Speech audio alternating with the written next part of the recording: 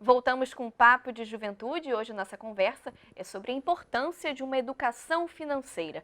Momentos inesperados como esse que a gente está vivendo, de pandemia da Covid-19, mostrou para muita gente a importância de ter um dinheiro guardado, ou seja, uma reserva de emergência. Bom, no bloco anterior a gente já deu um panorama aí desse cenário que a gente está vivendo, que o Brasil está vivendo, né, em relação à taxa Selic, em relação ao investimento, o que fazer com o dinheiro. A Amanda deu aí várias dicas sobre o que fazer. Mas agora eu vou conversar com o Mário Sérgio. O Mário Sérgio, ele é dono de uma academia, né, Mário? E durante a pandemia a gente sabe que a academia, né, foi um dos setores mais atingidos devido ao distanciamento social, ao isolamento social, devido ao risco de contágio. Como que você se virou aí nesse momento, Mário? Você que é dono da W Fitness, é uma academia que fica na Vila Kennedy, na zona oeste do Rio de Janeiro. Como que você organizou aí as suas finanças de que surgiu o impacto de forma inesperada, né, durante essa pandemia? Num primeiro momento, na verdade, assim que surgiu a pandemia, a sinalização era de um período curto, né, de um prazo pequeno, de 15 dias, que foi se aprofundando e, obviamente, enquanto empreendedor, enquanto empresário de um território já considerado hostil, isso veio impactando significativamente. Eu gostaria de fazer algumas alusões que são importantes para esse momento inóspito, principalmente em dizer que o dinheiro não saiu do mercado, a grana não saiu do mercado, ela mudou de direção. E quem ficou atento a isso, na verdade, teve como solução e base de solução, obviamente, o que chamamos de reinvenção. E aí, eu acredito também que o impacto dentro desses territórios, dentro das favelas, das periferias, ou como queira chamar, também vai se dar por vias econômicas. Então, os projetos sociais são bacanas, são importantes, é sempre bem-vindo para esses territórios, mas se a gente não ativar a economia dentro desses locais, na verdade, a gente não vai democratizar, como o Guilherme falou, exatamente aquela equidade que está voltado para a geração de renda e, obviamente, de riquezas conquistadas. O Brasil hoje tem aproximadamente aí 14 milhões de pessoas morando em favela, em janeiro 2 milhões, então a gente está falando aí no Rio de Janeiro de mais de 1.200 favelas registradas por nós. E quando a gente tem esse cenário, a gente entende exatamente quem vai ser impactado primeiro, quando vem um problema de pandemia e de impacto socioeconômico quase que universal, né? E quando a gente identifica isso, fica a atenção, porque através de pesquisa de campo, existe um público-alvo ainda dentro dessa periferia que foi impactado mais ainda, que a gente denominou como mulher, né, que seria mais impactada, que é mãe, mais de um filho, que tem um filho com deficiência, que cuida dos pais idosos, porque ainda na nossa sociedade é papel da mulher, abre e fecha aspas, cuidar desse idoso que estaria vulnerável à pandemia. Quando a gente entende isso, a gente sabe exatamente que público seria impactado economicamente dentro desses territórios. E aí, quando a gente faz a alusão, por exemplo, do auxílio emergencial, o público-alvo, o valor considerável, né, muito bom, porém, na verdade, a demora e o público-alvo se tornou questionável em que direção esse dinheiro ou essa grana deveria ir. Quando a gente fala de negócio, como eu falei anteriormente, as academias foram primariamente impactadas e a gente entendeu isso, a gente migrou rapidamente para as redes sociais, com aulas online, com o professor se reinventando, mas a gente percebeu que só isso não seria suficiente, principalmente quando com esse prazo se estendendo por mais de 4 meses e tudo mais. Bom, e aí dentro dessa ativação econômica, a gente percebe que outros setores também tiveram essa valorização. E aí a sacada exatamente foi se reinventar. E aí quando vem o Digital Favela, eu percebo uma oportunidade de ativar não só aquilo que eu vendo de entretenimento, lazer, de esporte, mas também, como o Guilherme falou, de ativação de uma grana extra, exatamente para que eu consiga reequilibrar as minhas receitas e despesas. Então, assim, eu achei a iniciativa extremamente importante, né, no momento apropriado, porque a gente que houve uma migração para essas redes, né? E aí, obviamente, você acaba fomentando e incentivando que as pessoas façam uso não só de serviços, mas de insumos e de consumo de marcas de todas as naturezas. Ou seja, durante esse período você também migrou aí para o digital, você faz parte do Digital Favela. Os professores de educação física passaram a dar aulas online. Foi uma maneira aí que você se adaptou para tentar manter a sua renda e se adequar ao momento que a gente está vivendo, né, Mário? Exatamente, porque, Priscila, nós fomos impactados da seguinte maneira: além da gente não ter a percepção do tamanho do problema que nós enfrentaríamos desde então, na verdade, as pessoas dentro desses territórios começaram a perder renda. Então, assim, você desestruturou uma cadeia, porque se ela perde o emprego ou se ela perde a renda extra que ela tinha para usar o entretenimento ou para treinamento, eu ainda constituo um impacto muito maior. E esse mesmo indivíduo, na verdade, ele apesar de não ter sido enaltecido, valorizado, era o próprio que estava andando de BRT, na linha de frente, empurrando maca, na segurança dos hospitais.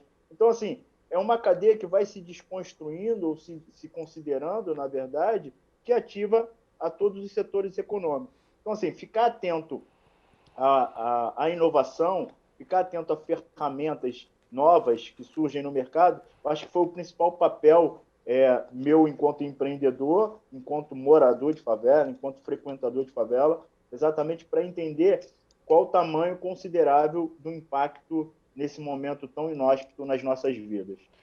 Tatiana, assim como o Mário, muita gente foi impactada, como a gente vem falando aqui no programa, né? Muita gente foi impactada nesse período de pandemia em relação à renda, mas é um momento também que muitas empresas e instituições estão facilitando as formas de pagamento, né? Renegociação aí das dívidas, às vezes até sem os juros, sem a cobrança de juros.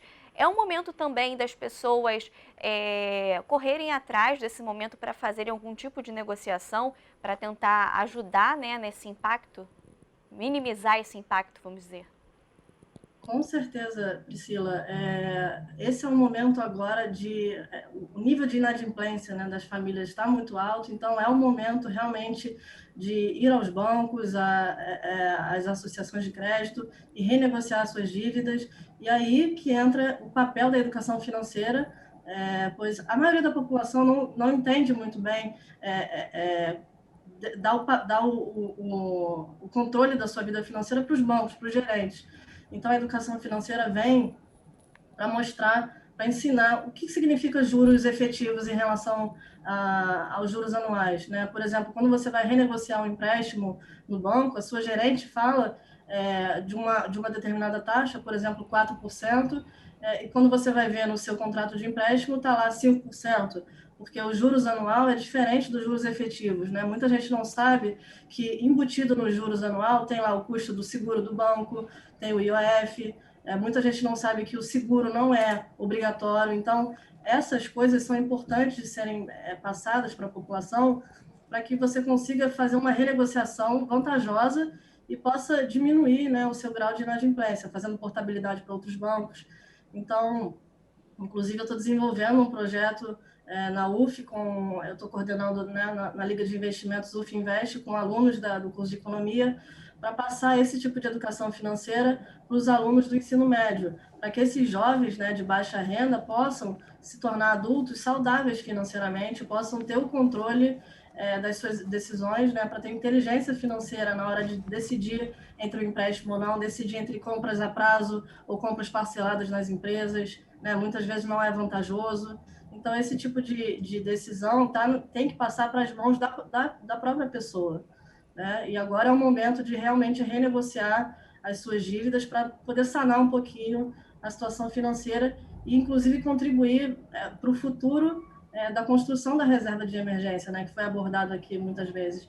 A reserva de emergência, muitas vezes as pessoas não têm dinheiro não sobra dinheiro na mão para você fazer uma reserva de emergência, né? E quando você tem uma educação financeira, você tem mais possibilidade de guardar recursos para você conseguir investir, não na poupança, mas como a Amanda diz muito, né?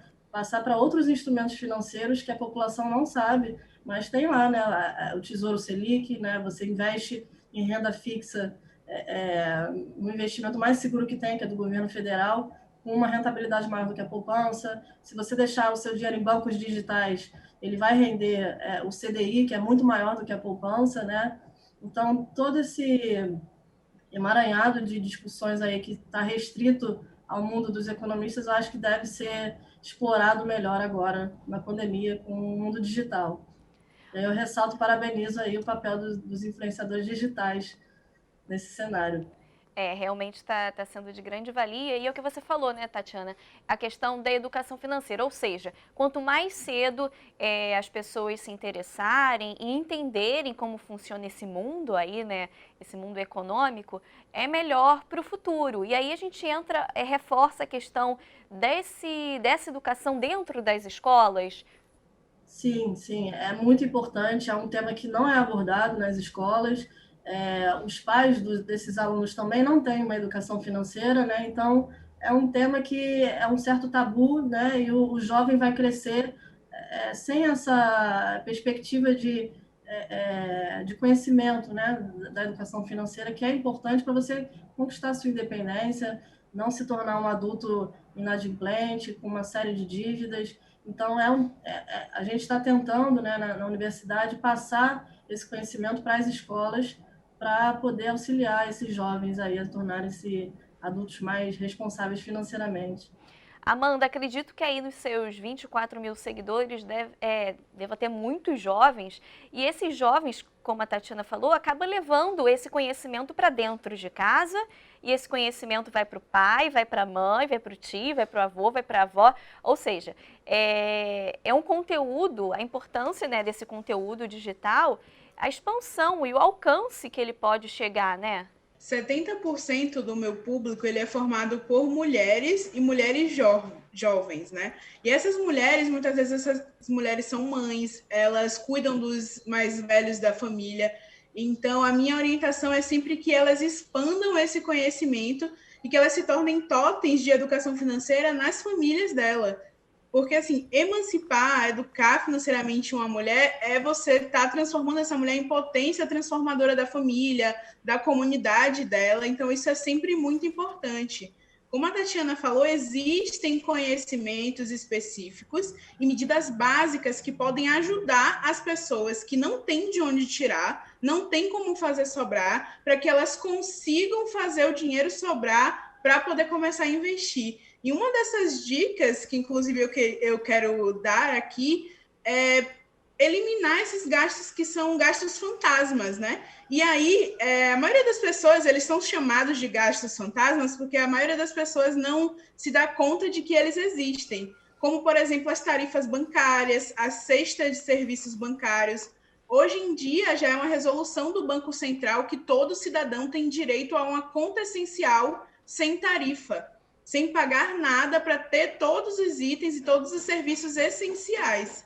Então, essas pessoas, o brasileiro, ele paga de 12 a 75 reais todo mês só de tarifa bancária. Então, só com essa pequena medida, você já consegue economizar mais do que suficiente para fazer os seus primeiros investimentos. Então, isso é muito importante, democratizar esse conhecimento para as pessoas e fazer com que elas conheçam os seus direitos. Muito bom, Amanda. Nosso programa está chegando no final. Deixa aí, então, como é que as pessoas podem te encontrar aí nas redes. Para me encontrar é só seguir o @granapretaoficial no Instagram. Eu também sou Grana Preta no YouTube, no Twitter e no LinkedIn também. Maravilha. E Guilherme, para quem quer entrar aí no Digital Favela, né? Como que faz, como que é o processo, como é que entra em contato com vocês? Bom, é muito simples, basta primeiro ter uma conta comercial no Instagram ou no YouTube, né? Entrar no site digitalfavela.com.br, fazer o cadastro, que é super rápido. A gente, no momento, não tem nenhum ponto de partida de número de seguidores ou coisas de alcance, enfim, para coisas mais técnicas atreladas, então é super fácil se cadastrar no Digital Favela e fazer parte aí do pool de influenciadores da base. Maravilha, gente. Várias dicas aí para vocês, então. Sigam lá o Grana Preta, Digital Favela, procurem saber mais. para tentar ajudar aí todo mundo que está passando por esse momento, que está atingindo todo mundo, né, gente? Muito obrigada pela presença de vocês, foi ótimo o papo. Obrigada, Amanda, obrigada, Guilherme, obrigada, Mário, Tatiana. Um beijo grande para vocês. Muito obrigada.